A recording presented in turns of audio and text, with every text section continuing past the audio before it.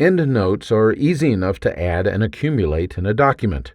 For this reason, Word makes it easy to jump from one EndNote to another using the techniques described in this quick tip.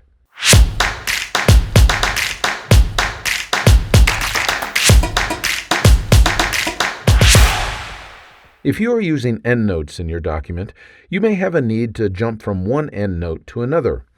Word makes it easy to jump to an EndNote relative to the EndNote at which you are currently located.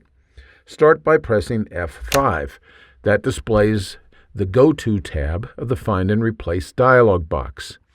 At the left side of the dialog box, you want to click on EndNote.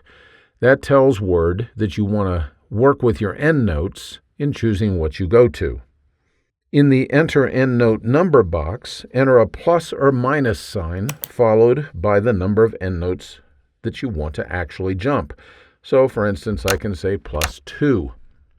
Word changes the Next button to a Go To button, and when I click on it, then we jump 2 EndNotes later in the document.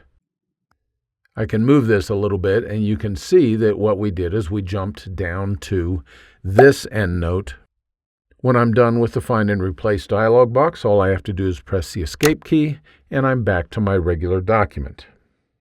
Notice that when I moved between EndNotes here in this document, it was to the actual EndNote references within the document itself. If I had done this process in the EndNotes themselves at the very end of the document, then it would have moved within those.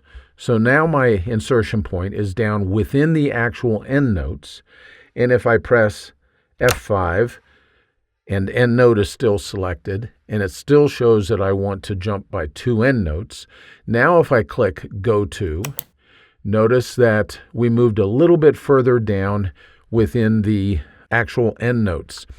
You can't see exactly where we are because the Find and Replace dialog box is still there, but if I press Escape to get rid of it, you can see that we moved down to EndNote 3. That's because the insertion point was within EndNote 1 before. Now, obviously, this approach to navigating among EndNotes will be valuable only if you have a document that has many EndNotes. If you only have a few EndNotes, perhaps up to a page or 2 of them, then it may be easier to just move among them by using the arrow keys on the keyboard or scrolling with the mouse. I hope that you found this quick tip helpful. If you did, you might consider signing up for my Word Tips newsletter.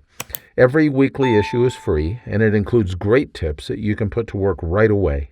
Information is in the notes just below this video. Thanks for spending a few minutes with me today.